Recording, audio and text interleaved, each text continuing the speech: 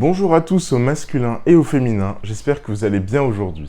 Pour ma part, ça va plutôt bien. Et aujourd'hui, ça va être une vidéo un peu spéciale parce qu'on va parler d'un film, et pas n'importe quel film, le dernier film de One Piece qui est sorti.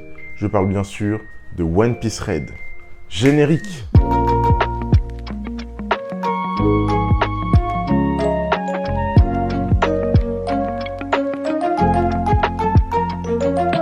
Alors déjà, avant de commencer cette vidéo, j'aimerais mettre un alerte spoiler parce que je vais vraiment parler du film et du coup, si vous l'avez pas vu ou si vous vous en fichez, regardez la vidéo.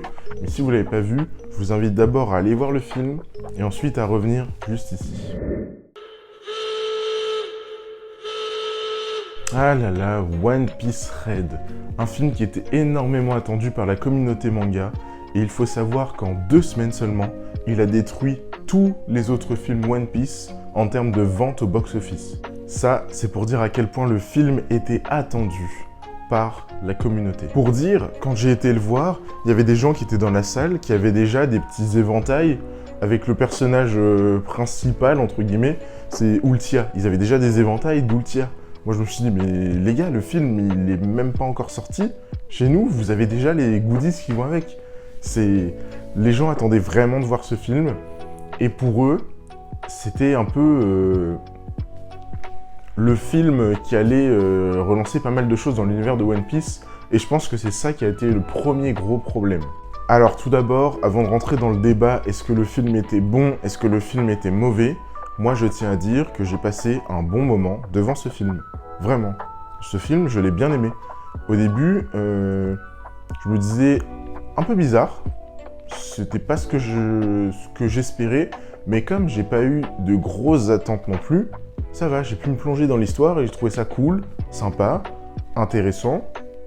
Et je sais qu'il y a beaucoup de fans de One Piece qui vont me lyncher là. Déjà, c'est sûrement le film One Piece avec le moins de bagarres. Parce que la bagarre n'est vraiment pas le centre du truc. Vraiment, à part la bagarre de fin, et encore, si on peut appeler ça une bagarre, moi j'appelle plutôt ça...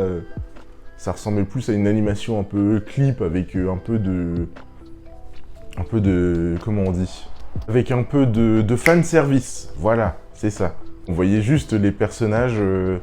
de l'équipage de Luffy qui allait frapper Top Musica ou Tot Musica, je sais plus comment il s'appelle, avec les personnages de Shanks dans l'autre monde et tout. Bref, on va pas rentrer dans ce débat. Moi, j'ai trouvé l'animation très jolie déjà. On va commencer par les points qui ont été positifs pour à peu près tout le monde, je pense. Même si les gens étaient tellement focalisés sur l'histoire qu'ils ont oublié de regarder ce qu'il y avait autour. J'ai trouvé l'animation très jolie, et quand il y avait de la 3D, parce que Ultia faisait un peu des clips et tout, quand elle lançait sa musique, tout ça, donc il y avait pas mal de 3D. Quand il y avait de la 3D, franchement, ça allait.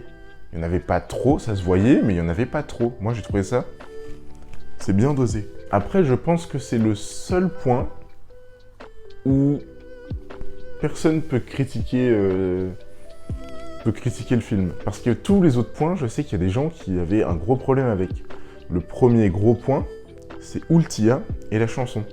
Il y a des gens qui ont l'impression d'être devant une comédie musicale et ils ont pété un peu les plombs avec ça parce que pour eux, c'est pas du One Piece. Sauf que moi, je tiens à rappeler un truc. Souvenez-vous sur l'île de Big Mom, quand Big Mom a fait sa petite musique là, où on la voit avec toutes les gourmandises et tout, elle est en train de danser, chanter. Pendant tout l'épisode, c'est une comédie musicale. Moi, j'ai halluciné quand j'ai vu ça. Je me suis dit, mais waouh, c'est du jamais vu. Donc oui, effectivement, les gens ne s'attendaient pas à tomber sur un film avec 8 ou 9 chansons dans le film, dans 1h30. Mais, déjà d'une, les chansons étaient très bien. Moi, j'ai apprécié les chansons, surtout la musique d'intro. Je l'ai encore dans la tête, elle m'a percuté. Je sais que c'était un peu saoulant pour d'autres parce qu'on avait l'impression de voir vraiment une comédie musicale. Hein. C'est vraiment le truc que j'ai en tête. Mais ça change. Les gars, ça change. Donc je sais que beaucoup en veulent au personnage d'Ultia pour ça. Sauf que on peut pas avoir un pouvoir lié à la musique, enfin un fruit du démon lié à la musique, et ne pas faire de musique. Enfin, tu vois, c'est un peu... c'est contradictoire. Donc c'était obligé qu'il allait avoir un rapport avec la musique à un moment donné. C'était obligé. Après, le deuxième point, je pense, qui a été très très critiqué, et à mon avis, c'est parce que les gens ont extrapolé, en fait. Ils ont extrapolé sur ce qu'ils voulaient voir. C'est, on va apprendre des choses sur Shanks. Les gens se sont dit que ça y est, Shanks, on va le voir se battre, mais genre à fond. Shanks, on va apprendre que c'est l'héritier du trône de bidule de je sais pas quoi. Mais les gens ont... Le problème, c'est qu'on a commencé à sacraliser le personnage de Shanks. Et du coup, dès qu'on parle de Shanks, les gens s'attendent à un truc de malade, alors qu'il peut très bien faire juste une apparition. Et voilà, c'est tout. Et je sais qu'il y a beaucoup de gens qui étaient très déçus de l'apparition de Shanks. Et ils s'attendaient pas à ce que ce soit un film sur Ultia, mais sur Shanks. Alors qu'en fait, pas du tout. C'est Shanks qui est lié à ce personnage. Et pas l'inverse. C'est pour ça que les gens... C'était pas le point de vue qu'ils voulaient aborder, tout simplement, en fait. Donc je comprends la frustration, c'est normal. Shanks, c'est le personnage du manga, le GOAT. Le mec, on sait rien sur lui, mais il pète la classe. On aime tous Shanks. Mais je pense que c'est une bonne chose d'avoir donné ce point de vue. D'ailleurs, mention spéciale, je me coupe dans ma phrase, mais mention spéciale à Shanks qui détruit la marine une fois de plus. Le mec, il les a remis à leur place. Il était prêt à éclater une guerre avec eux s'ils voulaient, et ils ont tous décidé de... Bon, nous, on rentre. Shanks, moi, j'ai des mauvais souvenirs de ce type-là. Donc, mention spéciale parce que le mec a juste arrêté 2 guerres. Voilà, c'est tout ce que j'ai à dire. Donc voilà, moi, je pense que ça a été un énorme problème. Comme les gens s'attendaient à avoir une histoire sur Shanks, ils s'attendaient à avoir des révélations sur le One Piece, à avoir des trucs comme ça. Et je comprends parce que moi, je m'attendais à avoir des révélations sur le One Piece. Dès qu'on m'a dit Shanks, je me suis dit... Bah, peut-être qu'on va savoir des trucs sur le One Piece. J'ai peut-être raté des trucs dans le film, hein, c'est possible. Mais franchement, quand on dit qu'on va apprendre des trucs sur Shanks, le truc qu'on a appris sur Shanks, c'est qu'à bord de son bateau, il y avait Ultia. Après, il y a le méchant de fin, Top Musica. Je sais toujours pas comment on le prononce. Mais je sais que moi, j'ai eu beaucoup de mal avec ce méchant parce que ça fait très saut 2000. Je sais pas comment vous expliquer. J'ai l'impression que c'est un scénario et un schéma qu'on voyait souvent dans les mangas à l'époque. Ça me rappelle un peu dans les débuts de Fairy Tail, parce que moi je suis un grand consommateur de Fairy Tail, donc voilà. Dans les débuts de Fairy Tail, il y a Eligol. Je sais pas si les gens se souviennent d'Eligol, c'était le personnage, le premier méchant que Natsu et sa bande ont affronté. Et il avait une flûte, il me semble, pour réveiller le démon, mais j'ai oublié c'était quoi le nom du démon. Et bref, ça m'a fait penser à la même chose. C'est une relique antique pour réveiller un monstre qui peut tout détruire sur son passage et tout tuer. Par contre, s'il y a bien un personnage que moi je déteste, ça je le dis clairement, c'est le mec qui était censé garder Ultia sur l'île. Alors lui, je le déteste. Parce que, en fait, tout ce qui se passe, c'est à cause de lui. Il dit oui, j'ai gardé le texte par amour de la musique, mais... Quelle bêtise! Tu sais que ce texte, il est maudit. Tu sais que ce texte, personne pourra le chanter. Il est où ton amour de la musique?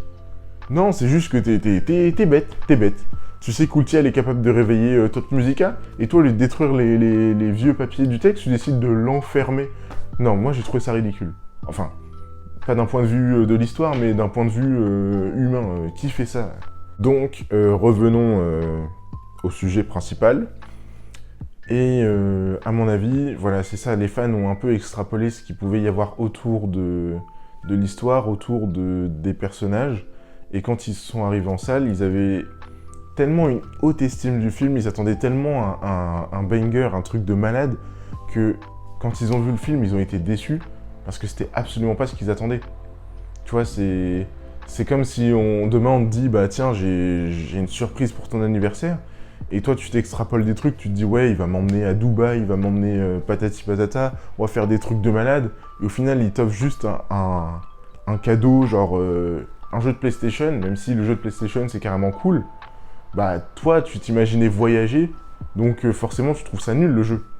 Donc, voilà, moi, j'invite réellement à toutes les personnes qui n'ont pas accroché à ce film d'oublier les a priori qu'ils avaient, d'oublier tout ce qu'ils voulaient qu'il y ait dans le film et de se concentrer vraiment sur ce que le film veut raconter. Parce que c'est sympa, c'est une bonne histoire. C'est pas du grand Eiichiro Oda, hein, c'est une bonne histoire, c'est tout. Et puis, il faut savoir que Eiichiro Oda, on l'a vu avec son manga, c'est un peu le maître pour casser les codes. Il aime bien jouer avec les codes qui existent. On l'a vu avec le Gear 5 qui d'ailleurs...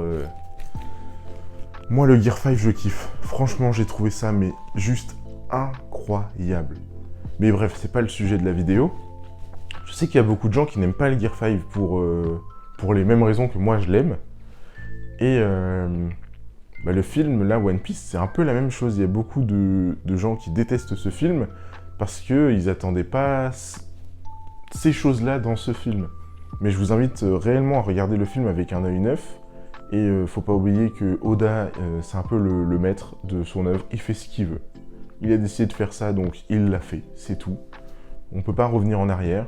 Ne soyez pas déçus parce que dites-vous déjà qu'on a la chance de voir des films qui sont maintenant au cinéma, des films d'animation japonaise. C'est incroyable. Il y a quelques années en arrière, on n'aurait jamais pu avoir un film One Piece qui sortait chez nous. Faut être honnête. Donc profitez du moment, savourez et arrêtez d'avoir des attentes en allant voir des films de manga. Parce que, par exemple, Le Train de l'Infini, je sais que ce film a buzzé parce que c'est pas un film canon. Il n'est pas canon à l'histoire, le film. Parce que c'est un arc. C'est clairement un arc du manga qui a été retranscrit au ciné. C'est tout. Donc, c'est pour ça qu'il a fait un gros buzz. Parce que je suis pas sûr qu'un film Demon Slayer, à l'extérieur de l'univers de Demon Slayer, aurait autant buzzé, sincèrement. Donc voilà, c'est un peu tout ce que j'avais à dire sur ce film. Moi, pour ma part, j'ai trouvé vraiment bien. Si je devais lui donner une note sur 10, je lui donnerais un petit 7 à mon avis. Parce que j'ai passé un bon moment, les musiques étaient cool, l'animation était sympa. Et comme j'attendais pas énormément de choses au niveau de l'histoire, le scénario, il tenait la route. Moi, c'est tout ce que je demande. Donc voilà. Je vous dis à la prochaine pour une nouvelle vidéo. Et puis, si je sors une vidéo maintenant, c'est parce que j'ai envie. Et je pense que je vais sortir plus de vidéos dans les semaines à venir, dans le sens où si j'ai envie de sortir une vidéo un mardi, je le fais un mardi. Si je veux que ça sorte un jeudi, je le fais un jeudi. Allez, tchuss!